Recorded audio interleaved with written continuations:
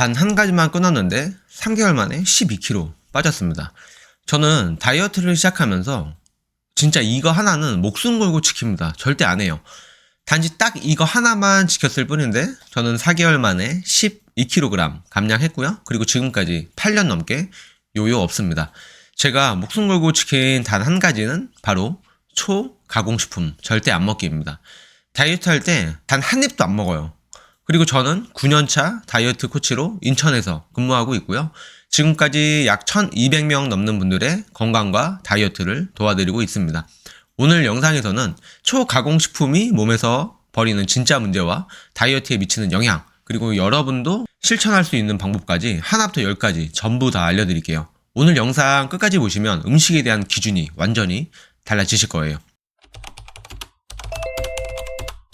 여러분은 하루에 몇 끼나 진짜 음식을 드시고 계시나요? 그냥 음식 말고 진짜 음식이요. 마트에서 포장 뜯자마자 먹는 거 말고 직접 씻고 썰고 굽거나 삶아서 만든 음식을 이야기하는 겁니다. 한 번 정도는 진짜 음식을 드시고 계신가요? 제가 앞서 말한 초가공식품, 사실 많은 분들이 이게 가공식품인지 초가공식품인지 잘 몰라요. 기준을 모르고 헷갈려 하시더라고요. 그래서 오늘은 세계보건기구도 채택한 식품 분류 기준 노바 시스템을 알려드릴게요. 초가공식품이라는 개념은 2009년 브라질의 상파울루 공중보건학 카를로스 몬테이로 교수가 처음 제안을 했습니다. 그는 식품을 가공 수준에 따라서 4단계로 나누었고 이걸 노바 시스템으로 만들었고요. 그리고 세계보건기구 WHO 그리고 UN 식량농업기구 FAO 등에서도 이 정의를 채택해 건강정책에 반영을 하고 있습니다. 첫 번째 그룹은 자연 또는 채소의 가공식품입니다. 그대로 먹거나 아주 약간만 손본 음식이고요. 채소나 생고기, 생선, 달걀, 과일, 견과류 등이 포함되어 있습니다. 두 번째 그룹은 조리용 식재료입니다. 자연식품에서 추출한 기초재료고요. 식용유, 소금, 설탕, 버터 등이 포함된 그룹입니다. 세 번째 그룹은 가공식품이고요. 자연식품과 조리용 식재료를 혼합한 재료들을 이야기해요. 통조림이나 절임류, 치즈, 빵, 두부 등이 포함되어 있습니다. 네 번째 그룹 초가공식품. 공장에서 제조하고 여러 첨가물이 혼합된 식품입니다. 시리얼, 라면, 과자, 에너지바, 햄버거, 음료수, 아이스크림 등이 있습니다. 자, 정리하면 1단계는 자연 그대로의 음식, 2단계는 조리용 재료, 3단계는 가공식품, 4단계는 초가공식품. 이 중에 4단계가 가장 위험합니다. 영상을 보는 여러분은 지금 이 4단계 중에서 가장 많이 먹는 단계가 몇 단계인가요? 혹시 3단계, 4단계가 70에서 80% 이상 되지 않으신가요? 저도 그랬습니다. 왜? 편하니까, 맛있으니까 당연히 그걸 먹었죠. 안 좋은 음식인지조차 몰랐습니다. 그런데 알고 봤더니 이 4단계 초가공식품이 제 몸을 천천히 무너뜨리고 살찌게 만들었어요.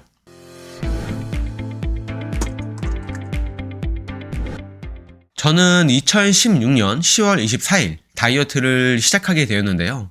다이어트를 시작하기 전 제 하루 식습관을 돌아봤더니 약간 충격적이었어요. 아침에는 우유에 시리얼을 먹었고요. 점심에는 컵라면과 김밥을 주로 먹었었고 간식으로는 과자나 빵을 먹었고 그리고 저녁은 배달 음식, 콜라 그리고 야식으로는 아이스크림이나 또 과자나 빵 같은 걸 매일같이 먹었더라고요. 거의 90% 이상이 초가공 식품이었고 지금 와서 그때를 생각해보면 먹고 나면 배부르긴 했지만 조금만 지나면 또 배가 고파지고 야식이나 간식을 또 먹고 있었습니다. 우리는 음식을 먹으면 혈당이 오릅니다. 이거는 너무나 당연한 현상이에요. 탄수화물이 당으로 바뀌고 혈액을 타고 몸을 돌아다니며 에너지가 되는 건데요. 여기서 문제는 어떤 음식을 먹느냐에 따라서 혈당이 오르는 속도와 높이가 완전히 달라진다는 거예요. 고구마나 현미 같은 자연식은 혈당을 천천히 그리고 완만하게 올립니다. 그래서 이런 음식을 먹으면 포만감도 오래가고 몸에도 전혀 무리가 없어요. 그런데 저의 예전처럼 시리얼, 과자, 라면, 음료수처럼 정제된 탄수화물로 만든 초가공식품을 먹으면 이 혈당이 거의 폭탄처럼 미친 듯이 급격하게 튀어버려요. 그럼 우리의 몸은 이걸 응급 상황으로 인식을 하고 위험하다고 생각하면서 인슐린을 대량으로 뿜어냅니다. 인슐린은 혈당을 떨어뜨리는 호르몬인데요. 갑자기 너무 많이 나오니까 혈당이 정상보다 더 낮은 수치로 푹 꺼져버려요. 그러면 뇌는 또 경고를 합니다. 당 떨어졌어. 빨리 뭐라도 먹어서 당 좀 올려줘. 그래서 아침에 시리얼 같은 거 먹으면 10시쯤 되면 또 커피 믹스나 과자가 땡기고, 점심 먹고 나면 당 떨어져서 또 디저트 땡기고, 퇴근할 땐 입이 허전해서 음료수나 간식을 먹게 되는 이유가 바로 이 혈당 스파이크에 있습니다. 우리가 말하는 가짜 배고픔의 이유가 바로 이거예요. 갑자기 머리가 멍하고 짜증나고 집중이 안 되고 당 떨어지는 것 같은 느낌. 이게 바로 혈당 스파이크의 후폭풍입니다. 이걸 자꾸 반복하게 되면 인슐린을 분비하는 췌장이 지치고, 인슐린은 과잉 분비되면서 저항성이 생기고 혈당 조절이 마음대로 안 되고 고장 나버려요. 결국 이 말은 살이 찌기 쉬운 몸이 아니라 살이 안 빠지는 몸이 되어 간다는 뜻이기도 합니다.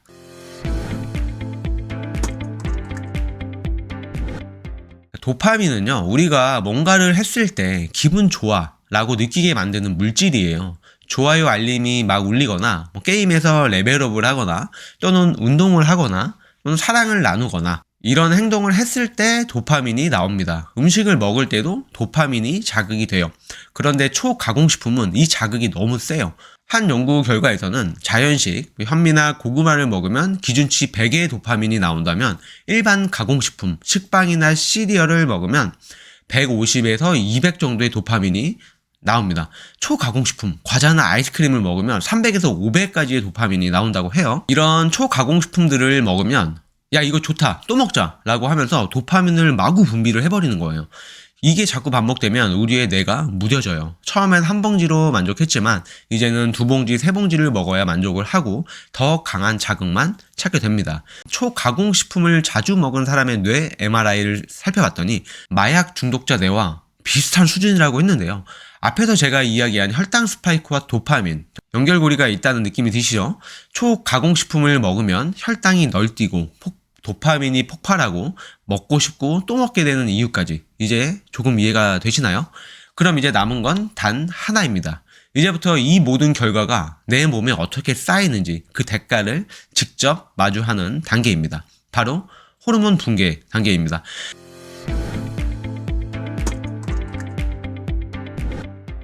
다이어트 할 때 이런 말 자주 하거나 들어보셨을 거예요. 나는 왜 이렇게 배가 자주 고프지? 분명 많이 먹었는데도 허전해.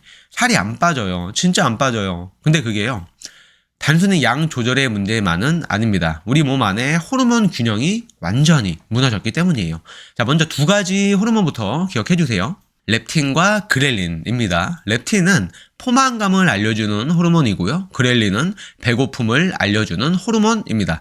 이 둘이 서로 균형이 맞아야 먹을 때 먹고 배부르면 멈추고 다이어트도 자연스럽게 진행이 되는 건데요.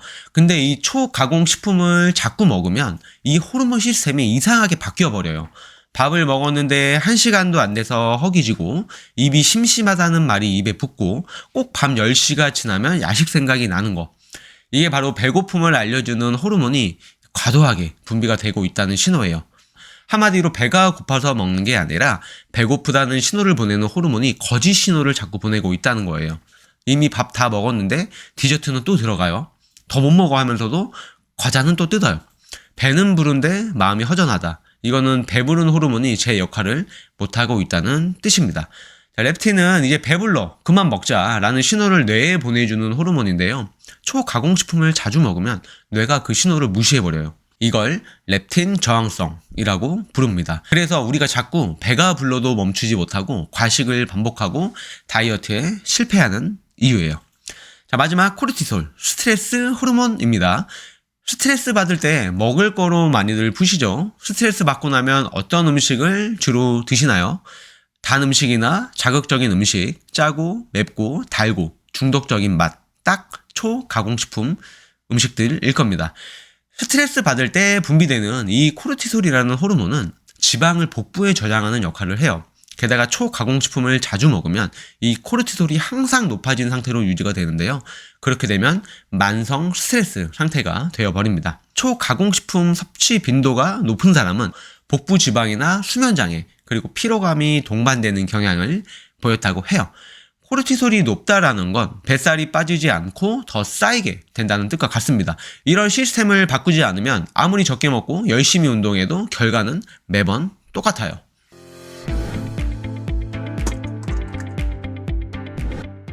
제가 다이어트를 하면서 초가공식품을 끊겠다고 결심하고 나서 한 3일 정도까지는 배는 안 고픈데 뭔가 계속 입이 심심하고 달달한 게 계속 땡겼어요. 이런 느낌은 한 5일 이상부터는 조금씩 덜해졌는데요. 초가공식품을 금단했을 때 니코틴이나 알코올 금당 증상과 이게 정말로 농담이 아니라 과자, 빵, 치킨, 피자 없이 하루를 버틴다는 게 진짜 이 정도로 힘들 줄은 몰랐어요. 생각보다 훨씬 힘들더라고요. 그런데 이게 2주차쯤 되니까 입맛이 조금씩 바뀌는 게 느껴졌어요. 평소에는 잘 먹지도 않던 사과가 엄청 맛있어졌고, 그리고 바나나가 이렇게 단지 몰랐었거든요. 근데 너무 달고 맛있어지더라고요. 그리고 초가공식품은 강렬한 자극으로 우리 혀를 무디게 만들었던 거예요. 그래서 자연식의 맛을 느끼지 못하고 시고 맛없게 느껴지는 이유 중에 하나예요. 다이어트를 시작하고 초가공식품을 끊고 약 한 달, 4주차부터는 아침에 눈이 쉽게 떠지고 개운한 느낌이 들었고, 오후에 밥 먹고 난 후 졸음이 사라지고 밤에 잠드는 게 예전보다 훨씬 쉬워졌습니다. 그리고 피부도 점점 좋아지는 게 느껴졌어요. 그리고 예전에는 시도 때도 없이 배고픔의 신호가 있었다면 이때부터는 정말 배가 고플 때만 그 신호가 오는 게 느껴졌어요. 그래서 배고플 때만 밥을 먹으면 되니까 자연스럽게 살이 빠지면서 다이어트가 전혀 힘들다거나 고통스러운 느낌은 전혀 없었습니다. 초가공식품 섭취 비율이 10% 늘 때마다 비만이 23% 늘었고 당뇨병은 17%, 그리고 심혈관 질환은 19%가 늘었다고 합니다. 초가공식품을 끊으면 몸은 생각보다 빠르게 회복합니다. 그때 그 끊기 힘들었던 하루, 그 금단 증상 3일을 넘겼던 그 순간이 제 인생을 바꾸는 출발점이 됐어요. 그래서 지금 다이어트 코치도 하고 있는 거죠. 자, 이제부터는 초가공식품 없이 어떻게 지속 가능한 다이어트를 어떻게 했는지 구체적인 방법을 알려드릴게요.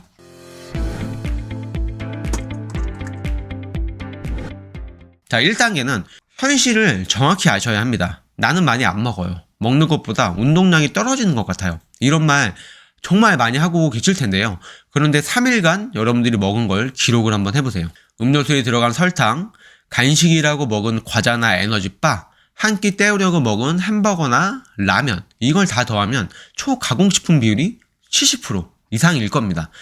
자, 2단계는 단호하게 한 번에 끊으세요. 술을 줄이다가 끊는 사람은 거의 없습니다. 담배도 마찬가지예요. 담배를 조금씩 줄이면서 끊는 사람 주변에 보신 적 있나요? 조금씩 줄이자라는 마음은 대부분 실패로 끝나고 초가공식품도 마찬가지입니다.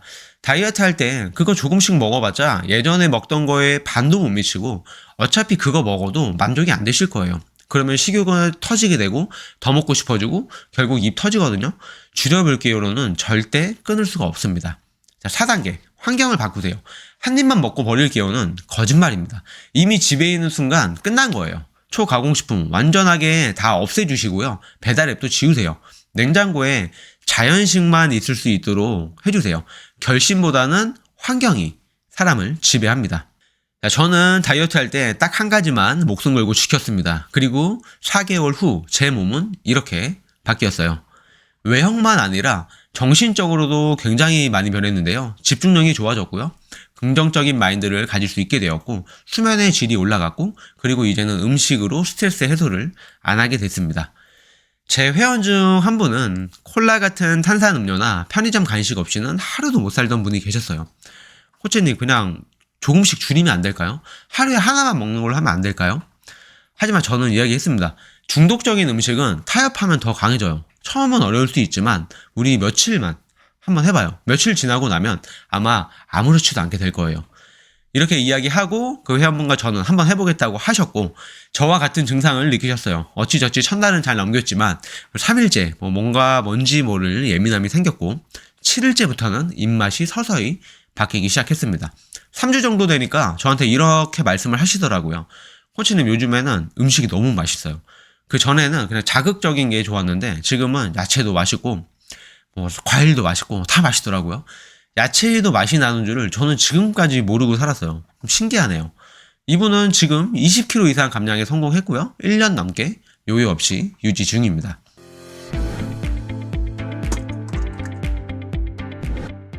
초가공식품을 끊었을 때 식욕 조절 호르몬이 정상화가 되고 도파민 수용체가 회복이 되고 기초 대사율이 유지되면서 인슐린 민감성이 개선된다는 연구 결과가 있습니다. 이건 일시적인 다이어트가 아니라 몸을 다시 원래의 상태로 되돌리는 과정이에요. 초가공식품을 끊은 사람의 95%는 삶의 질이 극적으로 좋아졌다고 이야기를 해요.